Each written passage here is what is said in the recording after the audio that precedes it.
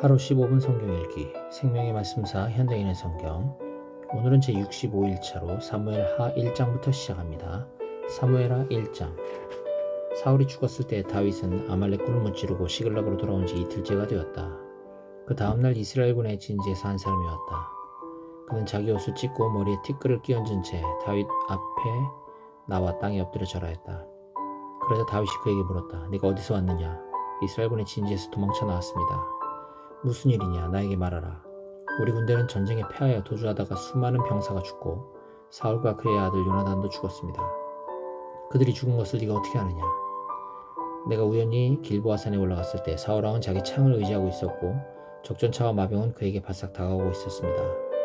이 순간 왕이 나를 보더니 자기에게 오라고 불렀습니다. 그래서 내가 갔더니 왕은 네가 누구냐? 하고 물었습니다. 그때 내가 아말렉 사람입니다 하고 대답하자 왕은 나에게 아직도 내가 목숨이 붙어있어 고통스러우니 너는 이리 와서 나를 죽여라 하고 하였습니다. 그래서 나는 왕이 더 이상 살 수 없을 것 같아서 그를 죽인 후 왕관을 벗기고 그의 팔찌를 뽑아 당신에게 이렇게 가져왔습니다. 이 말을 듣자 다윗과 그의 부하들은 자기들의 옷을 찢고 전쟁터에서 죽은 사울과 그의 아들 요나단과 여호와의 백성과 이스라엘을 생각하며 하루 종일 슬퍼하고 금식하였다. 다윗은 그 소식을 전한 청년에게 너는 어디 사람이냐고 물었다. 그가 나는 이스라엘에 이주해온 아말렉 사람입니다 하고 대답하자 내가 어째서 하나님이 세우신 왕을 죽였느냐 하고 다윗은 호통을 친 다음 그의 부하 하나를 불러 이자를 죽여라 하고 명령하였다. 그러자 그는 그 아말렉 사람을 단숨에 칼로 쳐서 죽여버렸다. 그때 다윗이 너는 내 죄값으로 죽었다. 이것은 내가 스스로 하나님이 세우신 왕을 죽였다고 고백했기 때문이다 고 말하였다. 다윗은 사울과 요나단을 애도하는 노래를 지어 그것을 모든 유다 사람들에게 가르치라고 명령했는데 이것은 야살의 책에 이렇게 기록되어 있다. 오 이스라엘이여 너희 영광이 산 위에서 사라졌구나. 힘센 용사들이 엎드러지고 말았네. 이 일을 블레셋 사람들에게 말하지 말아라. 그들이 들으면 즐거워할 것이다. 가드와 아스글론 성에 알리지 말아라. 이방 민족이 우쭐댈까 하노라. 오 길보아 산들아 내 위에 이슬이나 비가 내리지 않을 것이며 네 땅은 언제나 황무지가 될 것이다. 거기에 용사들의 방패가 버려졌으니 사울의 방패에 기름칠을 할 수 없게 되었구나. 요나단의 활은 반드시 적의 피와 기름을 적셨고 사울의 칼은 헛되이 돌아오는 법이 없었다. 사랑스럽고 아름답던 사울과 요나단. 그들은 생전에도 함께 있더니 죽을 때도 서로 떠나지 않았구나. 그들은 독수리보다 빠르고 사자보다 강하였다. 오 이스라엘의 딸들아 사울을 위해 슬피 울어라. 그가 너희에게 화려한 옷을 입히고 너희 옷을 금 장식품으로 꾸몄다. 용사들이 전쟁터에서 쓰러졌구나. 요나단이 높은 산에서 죽음을 당했구나. 내 형제 요나단이여 내가 그대를 위해 슬퍼하노라. 그대는 나에게 얼마나 사랑스러웠던고 나에 대한 그대의 사랑이 여인의 사랑보다 깊지 않았던가. 용사들이 쓰러졌으니 그들의 무기가 쓸모없게 되었구나. 사무엘하 2장.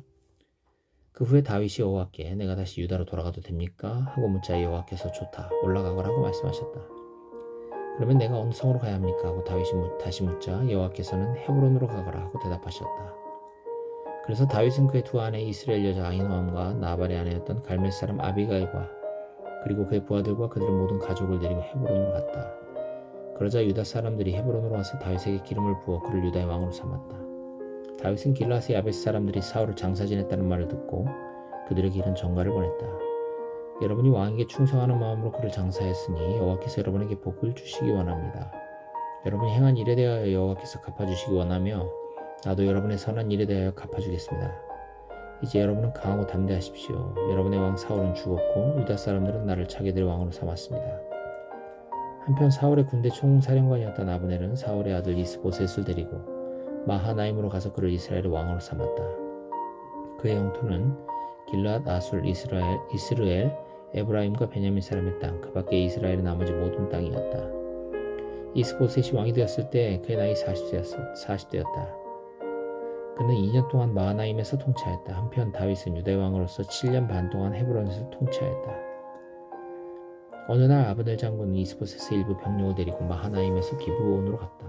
그러자 수리아의 아들 요압 장군이 다윗의 일부 병력을 이끌고 나와 기브온 연못가에서 그들을 만났다. 그들은 연못 이편 저편에서 서로 마주보고 앉았다.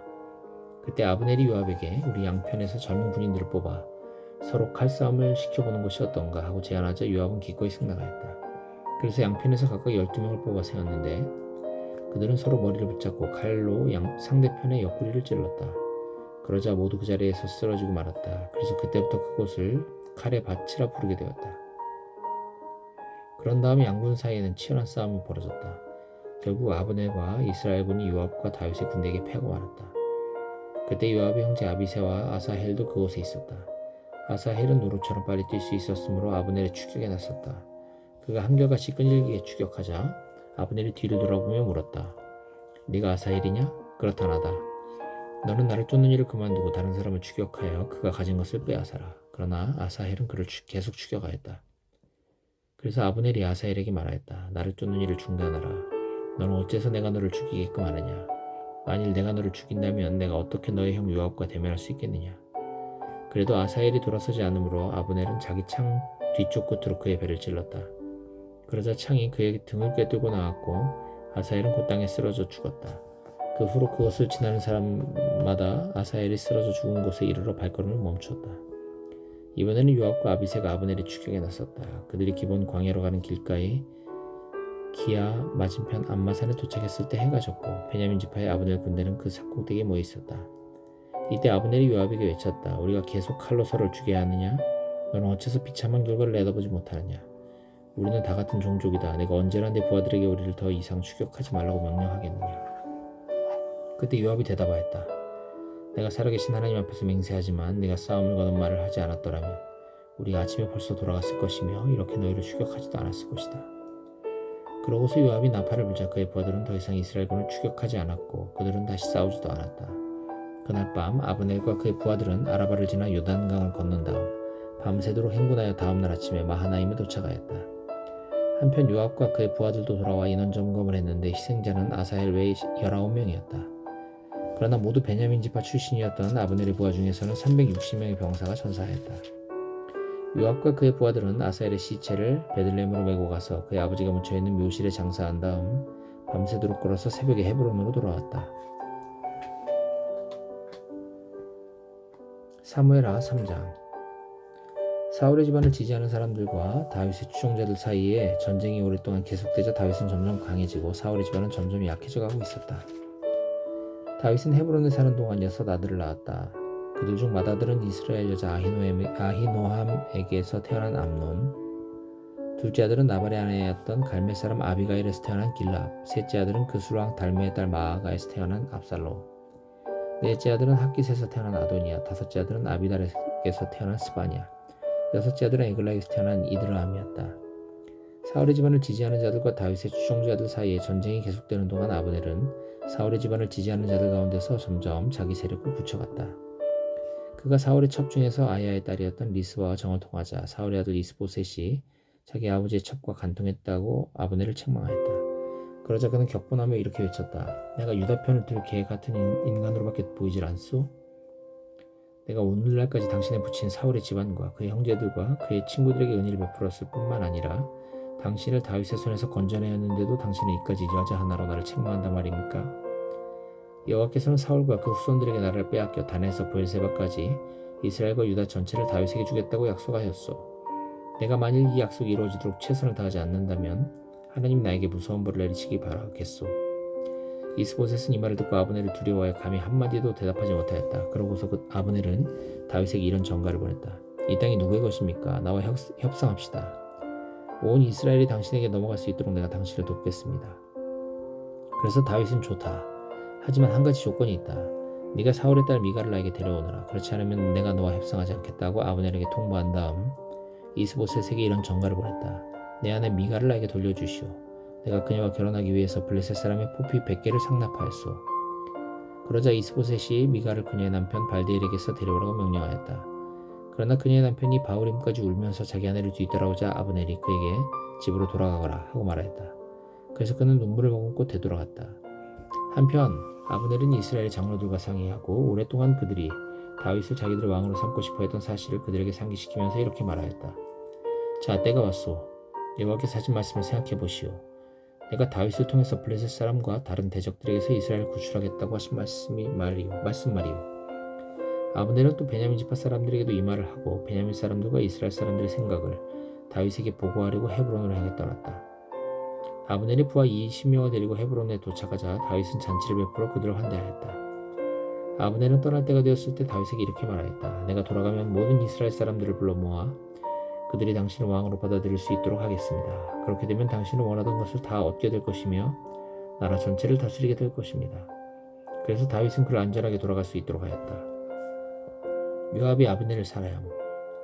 바로 그때 요압과 그의 부하들은 적을 약탈하고 많은 전리품을 가지고 돌아왔다. 그러나 그는 아브넬이 왕을 찾아왔는데도 왕이 그를 안전하게 돌려보냈다는 말을 듣고 왕에게 가서 말하였다. 이게 무슨 일입니까? 왕에게 찾아온 아브넬을 왕은 어째서 안전하게 돌려보냈습니까? 왕도 잘 아시겠지만 그가 여기까지 온 것은 왕을 속이고 왕의 모든 동태를 살피기 위해서입니다. 그러고서 요압은 사람들을 보내며 아브넬을 쫓아가서 그를 데려오라고 하였다. 그들이 시라 우물가에서 그를 만나 데려왔으나 다윗은 그 일에 대해서 아무것도 알지 못하였다. 아브넬이 헤브론에 도착했을 때 요압은 마치 그와 사사로운 이야기라도 하려는 듯이 그를 성문 곁으로 데리고 가서 그의 배를 찔러 죽여 자기 동생 아사헬의 원수를 갚았다. 후에 다윗은 그 일을 듣고 이렇게 말하였다. 아브넬이 피살 사건에 대해서 나와 내 백성은 조금도 죄가 없음을 여호와께서 아신다. 그 죄의 대가가 요압과 그의 모든 가족들에게 돌아가기 원하며 또 그의 가족들은 성병과 문둥병에 걸리거나 지팡이를 짚고 다니는 불구자가 되거나 굶어서 죽거나 전쟁에서 죽기를 원한다. 요압과 그의 동생 아비새가 아브넬을 죽인 것은 그가 기본 전쟁에서 자기들의 동생 아사헬을 죽였기 때문이었다. 그때 다윗은 요압과 또 자기와 함께 있는 모든 사람들에게 너희는 모두 상복을 입고 아브넬의 죽음을 애도하여라 하였다. 그러고서 그는 직접 상여를 따라 묘지까지 가서 아브넬을 헤브론에 장사하고 그 무덤가에서 소리 높여 울었다. 그러자 백성들도 함께 울었다. 이때 다윗 왕은 아브넬을 위해 이런 애가를 지어 불렀다.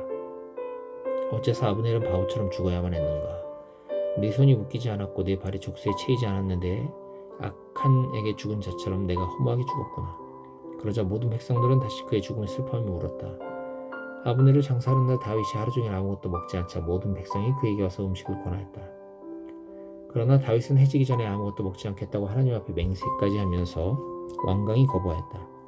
백성들은 이것을 보고 기뻐하며 왕이 하는 일이라면 무엇이든지 다 기쁘게 여겼다.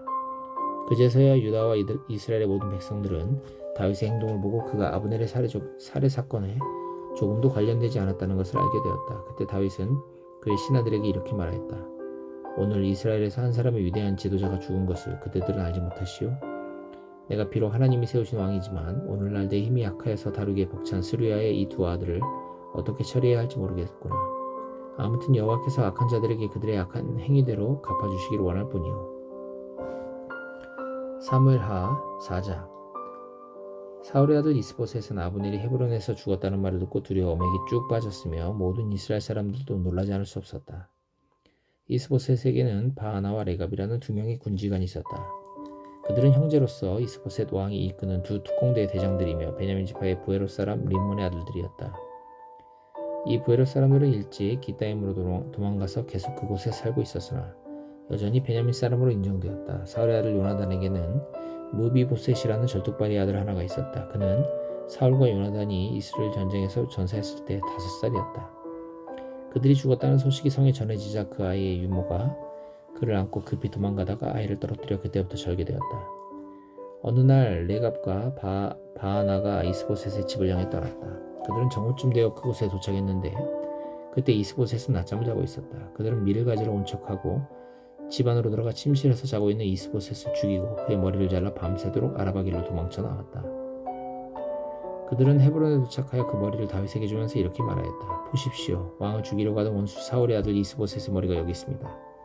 오늘 여호와께서 왕의 원수를 사울과 그의 후손들에게 갚으셨습니다. 그러자 다윗이 대답하였다. 나를 내 대적의 손에서 구원하신 여호와의 이름으로 내가 맹세한다. 내가 시글락에 있을 때 어떤 사람이 나에게 사울이 죽었습니다 하고 말해주었다. 그는 자기가 좋은 소식을 전해주었다고 생각했으나 나는 그를 잡아 죽였다. 이것이 바로 그가 전해준 그 소식의 대가였는데 하물며 침실에 누워있는 죄 없는 사람을 죽인 이 악한들을 내가 어떻게 죽이지 않겠느냐. 내가 억울하게 죽은 이스보셋의 원수를 너에게 갚아 이 땅에서 너를 없애버리고 말겠다. 그들을 죽이라는 다윗의 명령이 떨어지자 다윗의 경호병들은 그들을 죽이고 그들의 팔다리를 자른 다음 그 시체는 헤브론 못가에 메어 달고 이스보셋의 머리는 가져다가 헤브론에 있는 아브넬의 묘실에 장사하였다.